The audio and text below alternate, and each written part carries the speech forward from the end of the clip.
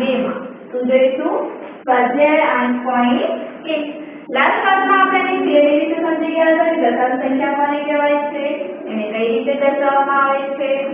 આજે આપણે જોઈએ સ્વાધ્યાય 8.1 તો સ્વાધ્યાય 8.1 ના એક્ઝામ્પલ નંબર 1 માં શું કીધું છે નીચે આપેલ પુસ્તકમાં સંખ્યા લખવાની છે. અહીંયા આપણને એક આકૃતિ આપેલી છે અને એ આકૃતિનો જવાબ એ પુસ્તકનો આન્સર શું આવે છે આ આપણે અહીંયા પુસ્તકમાં પૂર્ણ કરવાનું છે. તો સૌપ્રથમ અહીંયા આપેલું છે દશક, પછી આપણું છે એકમ અને આ છે દશાંશ. તો સૌપ્રથમ આપણે જોઈએ ચલો દશક છે. દશકમાં કેટલા બોક્સ આપેલા છે 10 એકમના 1 2 અને 3. તો દશકમાં કેટલા છે 3. કેટલા લખીએ અહીંયા 3. કોના સ્થાનમાં છે નહીં આપણે 0 લખી શકીએ ના લખો તો પણ વાંધો નથી. તો દશક પછી શું આવે એકમ. એકમના સ્થાનમાં કેટલા છે 1 કેટલા છે એકમ. ચલો હવે છે દશાંશ. તો દશાંશના સ્થાનમાં કેટલા છે 2. દશાંશ એટલે 1/10 લખાય કે ના લખાય તો દશાંશના સ્થાનમાં કેટલા છે 2. તો હવે આપણે અહીંયા સંખ્યા બનાવવાની છે. દશાંશ સંખ્યામાં કઈ રીતે લખી શકીશું આપણે ચલો દશક અને એકમ બંનેને ભેગા કરી દઈએ. એકમ દશકને ભેગા કરી કેટલા મળે અહીંયા 31 મળે કે ના મળે 31 પેલા દશાંશ છે એટલે કોઈ વાળી સંખ્યા આવે કે ના આવે એમાં 0.2 તો કેટલા મળે આપણને 31.2. તો લઈ જઈને અહીંયા બીજું આપેલું છે ચલો 100 દશક અને દશાંશ. આમાં 100 આપેલા છે. 100 માં કેટલું મોટું પુસ્તક આપેલું છે 100 એટલે 100 ના સ્થાનમાં 1 આવે કે ના આવે ચલો દશકના સ્થાનમાં પણ 1 આવે. ચલો હવે દશાંશ છે ડાયરેક્ટ દશાંશ આપેલું છે એકમ આપેલું નથી તો એકમના સ્થાનમાં શું લખીશું આપણે 0. ચલો દશાંશના સ્થાનમાં કેટલા છે 1 2 3 અને 4. કેટલા છે 1 2 3 અને 4. તો હવે આપણે અહીંયા સરવાળો કરીએ તો એકમ દશક અને 100 ને ભેગા કરીએ 1 1 0 તો 110 આવે કે ના આવે. ચલો દશાંશ છે 1/10 એટલે 4/10 થાય કે ના થાય તો 110 વત્તા 4/10 110 વત્તા 0.4 તો શું આવે 110.4. કેટલા મળે આપણને 110.4. તો લઈ જઈએ હવે એક્ઝામ્પલ નંબર 2 છે. તો એક્ઝામ્પલ નંબર 2 માં શું કીધું છે આપણને કે દશાંશ સંખ્યાઓને સ્થાન કિંમતમાં પુસ્તકમાં ગોઠવવાનું છે. તો અહીંયા આપણને સંખ્યા આપેલી છે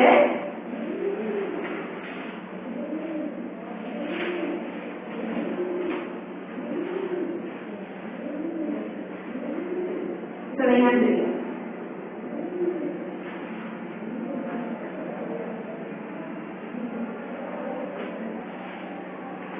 તો એક્ઝામ્પલ નંબર 2 આપણને પહેલી સંખ્યા કઈ આપેલી છે 19.4 છે.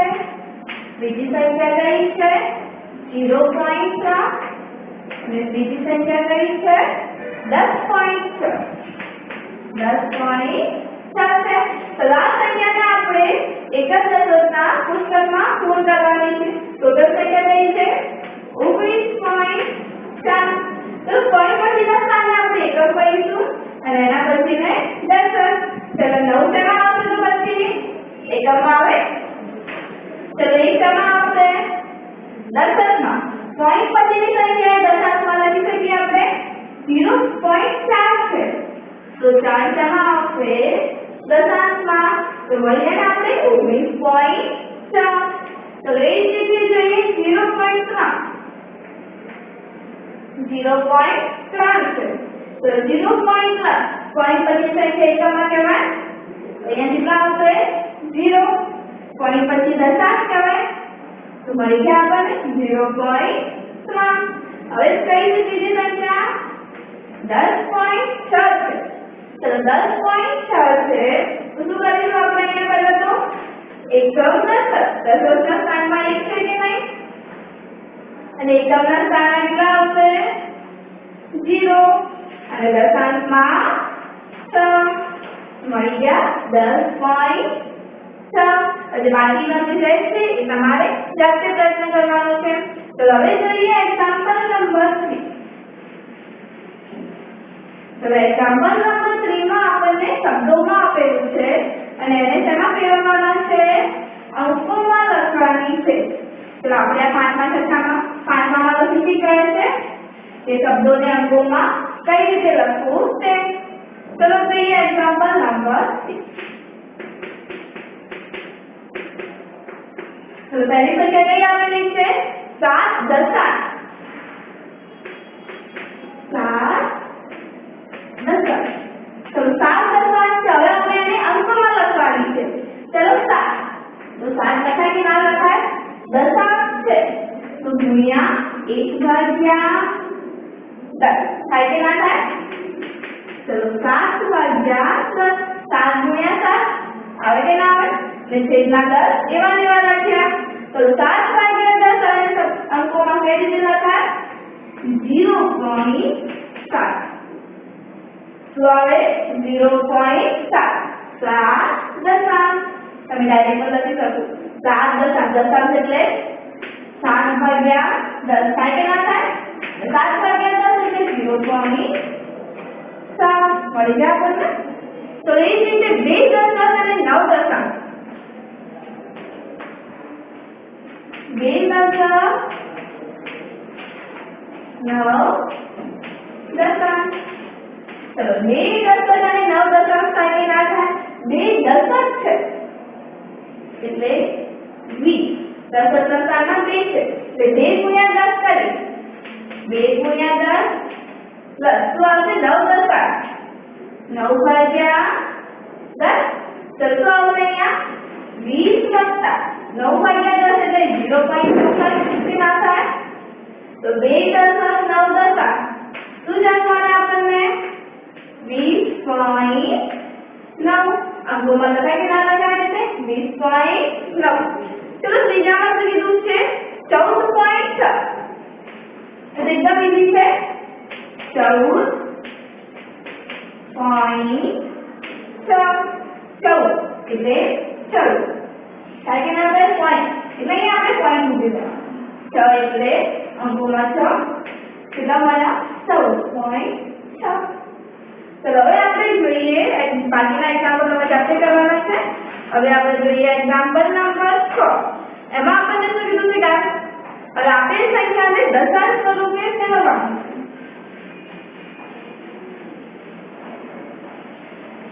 તો કોઈ બી સંખ્યાને આપણે દશાંશ સ્વરૂપે અપૂર્ણાંક આપેલું છે એને આપણે દશાંશમાં ફેરવીએ તો તેનું કયું છે 5/10 એનું દશાંશમાં ફેરવવું એકદમ ઈઝી છે આપણે છેદમાં 10 છે તો આપણે એને સરળતાથી દશાંશમાં ફેરવી 5/10 એટલે 0.5 લખાય કે ના થાય તો કે 0.5 તો બીજું છે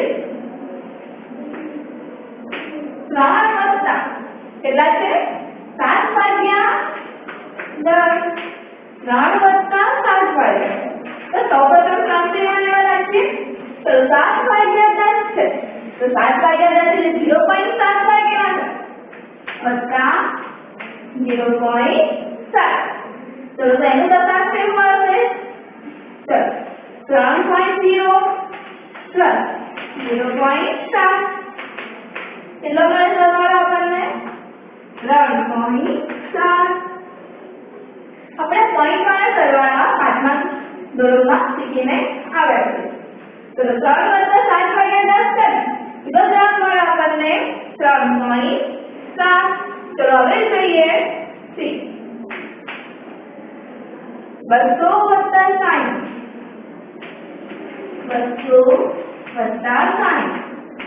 વત્તા 5 વત્તા 1/10 200 વત્તા 60 વત્તા 5 આ ત્રણેયનો સરવાળો આપણને મળે 265 ભાગ્યા 1/10 મળે કે ના મળે તો હવે આપણે શું કરવાનું છે આ 1/10 265 મળતા 1 ભાગ્યા 10 એટલે 0.1 ભાગ્યા ના થાય તો 265.1 આ આપણને ખબર પડી જાય કે નીચે છેદમાં આપણને દરેકમાં 10 આપેલા છે તો આપણે એને સરળતાથી દશાંશમાં રૂપાંતર કરી શકીએ પણ તમે જી દેખો છો હવે જોઈએ જી તો જી માં શું કીધું છે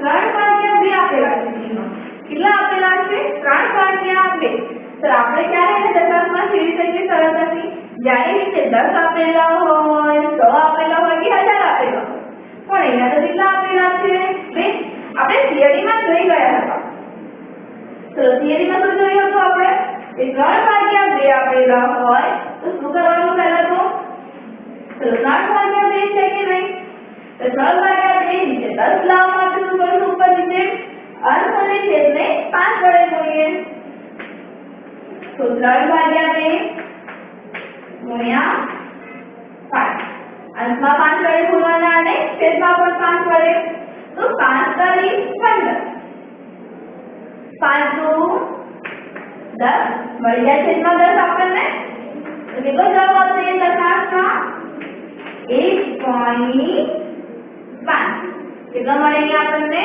1.5 તો એ રીતે 2/5 જોઈએ કેટલા જોઈએ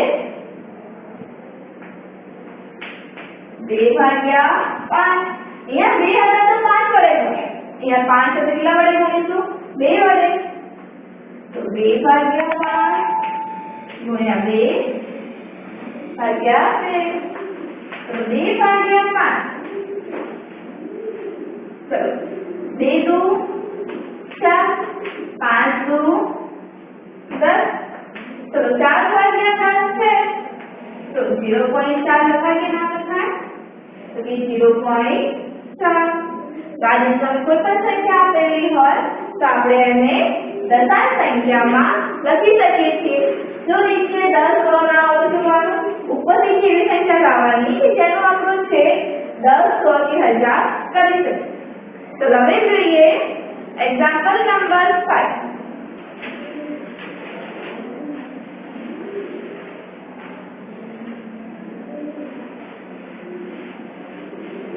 तो एग्जांपल नंबर 5 માં કીધું છે આપણને કે નીચેની દશાંશ સંખ્યાઓને અપૂર્ણાંક સ્વરૂપમાં ફેરવીને સરળ સ્વરૂપમાં લખવાની હવે પહેલા આપણે શું કરતા હતા અપૂર્ણાંકને દશાંશમાં ફેરવતા હવે શું કરવાનું છે દશાંશને અપૂર્ણાંકમાં ફેરવવાનું છે તો પહેલી સંખ્યા કઈ છે 0.6 ચલો પોઈન્ટ પછી કઈ સંખ્યા છે એક જ જો પોઈન્ટ પછી એક જ સંખ્યા આપેલી હોય તો છેદમાં એક પછી એક જ શૂન્ય મૂકવાનું એક સંખ્યા પછી એક જ શૂન્ય પોઈન્ટ પછી એક જ સંખ્યા છે કે નહીં તો છેદમાં કેટલા શૂન્ય મૂકવાનો એક જ તો અપૂર્ણાંકમાં કઈ રીતે લખીએ 6/10 પાને 6/10 આપણે અપૂર્ણાંકમાં તો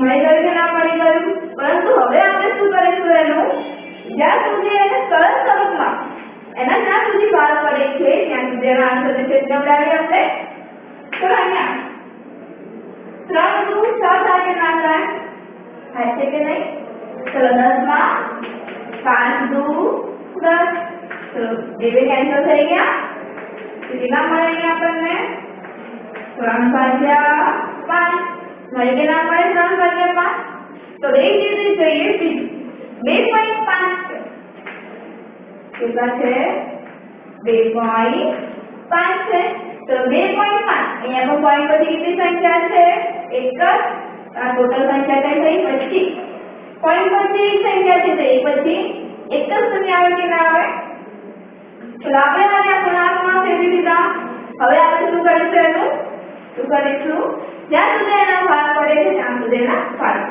ચલો 25 ચલો 25 થાય કે ના થાય तो 10 ના કેટલા ભાગ પડે 5 દુ 10 5 કેન્સલ કેટલા મળ્યા 5/2 તો હવે જોઈએ એક બીજો દાખલો 3.8 છે 3.8 चलो 3 पॉइंट 8 છે, पॉइंट પછી એટલે સંખ્યા છે આપણે તો 38 ભાગ્યા 10 સખાય કે ના લખાય તો 38 ભાગ્યા 10 છે તો 19 * 38 થાય કે ના થાય અને 10 શું આવશે 5 * 10 તે બે કેન્સલ એ શું આવશે 19 ભાગ્યા 5 चलो હવે જોઈએ એક્ઝામ્પલ નંબર 6 શું કીધું છે એક્ઝામ્પલ નંબર 6 માં આપણને કે દશાંશનો ઉપયોગ કરીને નીચેના દરેકને સેમીમાં દર્શાવવાનું છે તો અહીંયા આપણે મિલીમાં આપેલું છે અને તેમાં દર્શાવવાનું છે સેમીમાં આપણે આગળ જોઈ ગયા કે 1 મિલી બરાબર 1 મિલી બરાબર કેટલા સેમી થાય છે 1 ભાગ્યા 10 સેમી થાય કે ના થાય જો 1 મિલી બરાબર 1 ભાગ્યા 10 સેમી હોય તો 2 મિલી બરાબર કેટલા તો 2 મિલી બરાબર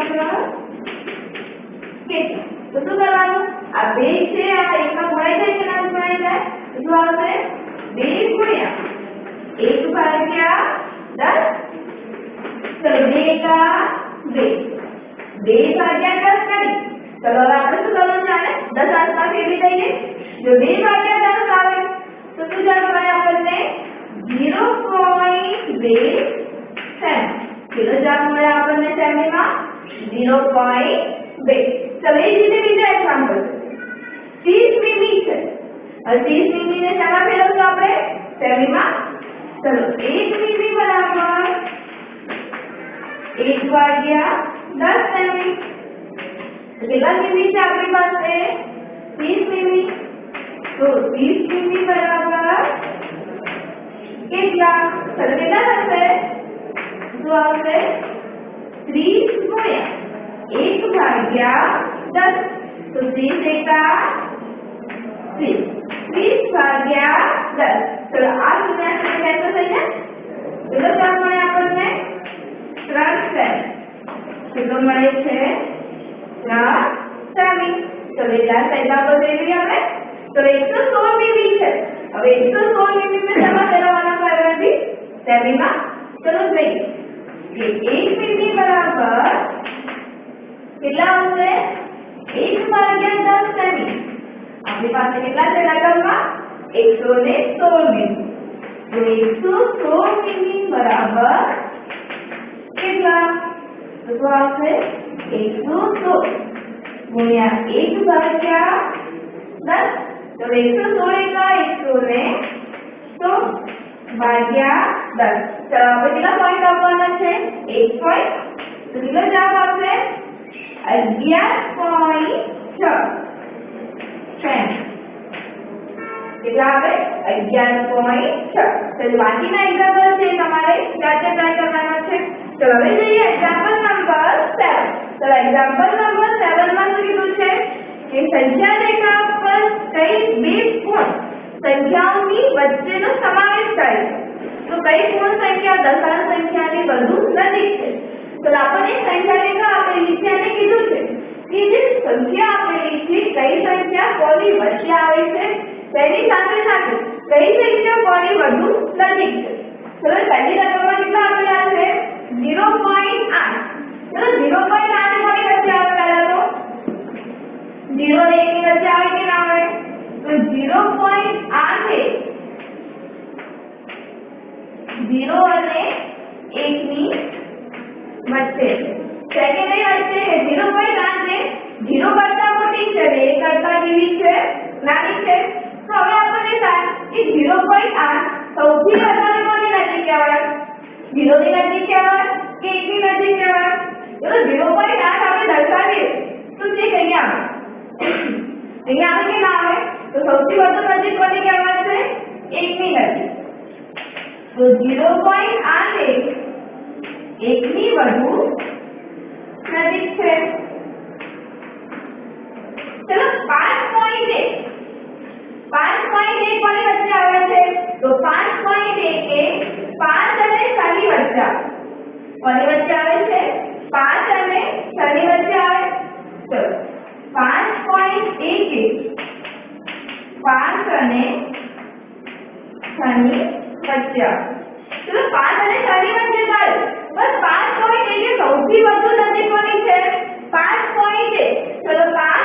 પછી 5.1 લખીએ કે નહીં લખતા આપણે? તો સૌથી વધુ નજીક કોની કહેવાનું છે? 5 ની. તો 5.1 એ 5 ની વધુ નજીક છે. એટલે એને બીજા એકમ ફરીથી કરી લઈએ. ચલો કેટલા છે? 2.8. ચલો 2.8 કોની વચ્ચે આવે પહેલા તો? 2 અને 3 ની વચ્ચે. 2 અને 3 ની વચ્ચે આવે 2.8. 2 કરતા મોટા છે પણ 3 કરતા કેવા છે? નાના છે. તો 2.8 છે 2 અને 3 ની વચ્ચે આવે. તો હવે આપણને થાય કે સૌથી વધુ કોની નજીક કોની આવે? તો આપણે જોઈ ને પણ કહી શકીએ કે 2.8 એ 3 ની વધુ નજીક આવે. અહીંયા તો 2.8 પછી 2.9 પછી 3 આવી જાય કે ના આવી જાય? તો 2.8 એ 3 ની વધુ નજીક.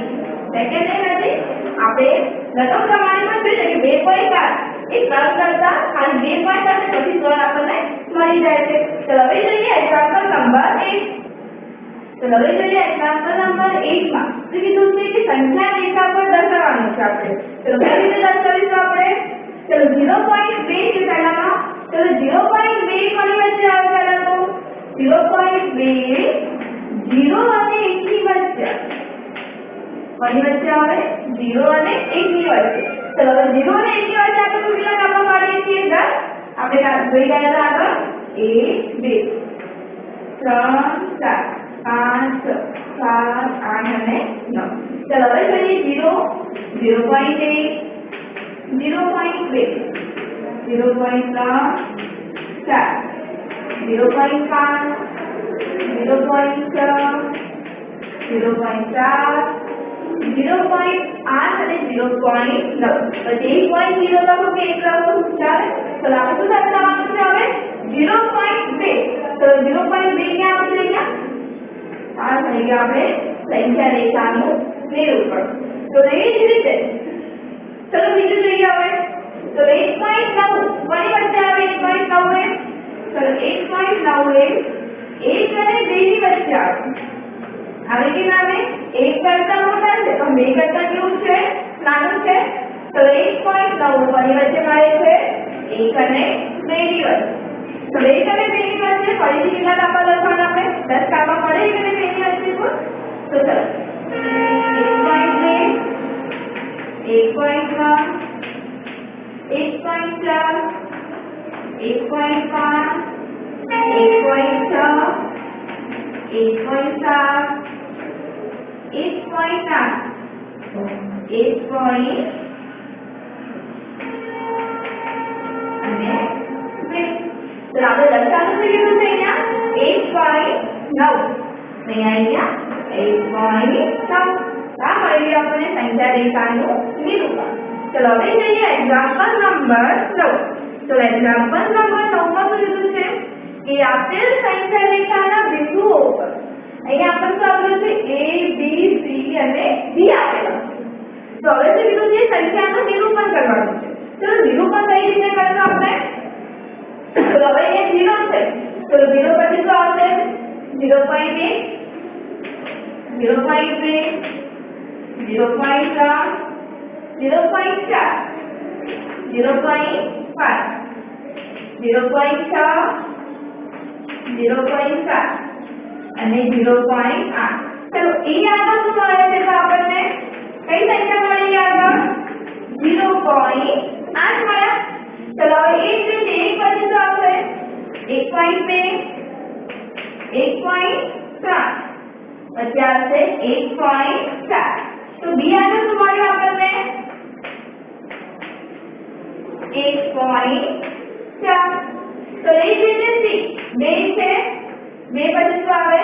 2.1 અને 2.2 મળે કે ના મળે? 2.2. તો સી આગળ શું આવશે? કઈ સંખ્યા મળી? 2.2. ચલો આ બી છે. અહીંયા 3 છે એ આગળ જ છે. તો આગળ શું મળશે આપણને? 3.9 મળે કે ના મળે? તો ડી આગળ શું મળે આપણને? 3.9. તો એ આગળ કેટલા મળે છે? 0.8 બી આગળ 1.4, સી આગળ મળે છે 2.2 અને ડી આગળ કેટલા મળ્યા 3.10. ચલો હવે જોઈએ એક્ઝામ્પલ નંબર 10. ચલો હવે જોઈએ એક્ઝામ્પલ નંબર 10. શું કીધું છે એમાં કે રમેશની નોટબુકની લંબાઈ 9 સેમી અને 5 મિમી છે. કેટલી છે 9 સેમી અને 5 મિમી. શું કીધું છે તો આ લંબાઈ અને સેમીમાં જોઈએ છે. તો એ આપણને બે એકમો આપેલા છે સેમી અને મિમી. તો શામાં ફેરવવાનું છે આપણા બંનેને સેમીમાં ફેરવવાના છે. તો આપણને ખબર છે કે 1 મિલી બરાબર 1/10 સેમી થાય કેટલા છે તો કે 5. તો આપણી પાસે કેટલા મિલી છે અહીંયા 5 મિલી. તો કે 5 મિલી બરાબર કેટલા તો 5 ગુણ્યા 1/10 કરીએ તો 5/10 સેમી. તો આપણી પાસે 9 સેમી તો હતા. હવે બંનેનું શું કરીએ સરવાળો. તો 9 સેમી વત્તા 5/10 સેમી. ચલો 9 સેમી પ્લસ 5/10 એટલે આપણને ખબર છે કેટલા આવે 0.5 સેમી. તો 9 વત્તા 0.5 કરીએ તો કેટલો જવાબ મળે આપણને ચલો 9.0 વત્તા 0.5 તો કેટલો જવાબ મળે આપણને 9.5 સેમી. આ મળે આપણને જવાબ શામાં મળ્યો સેમીમાં. તો રમેશની નોટબુકની લંબાઈ કેટલી મળે તો રમેશની નોટબુકની લંબાઈ કેટલી મળે છે 9.5 સેમી. તો બાકીના એક્ઝામ્પલ છે આપણે નેક્સ્ટ પાર્ટમાં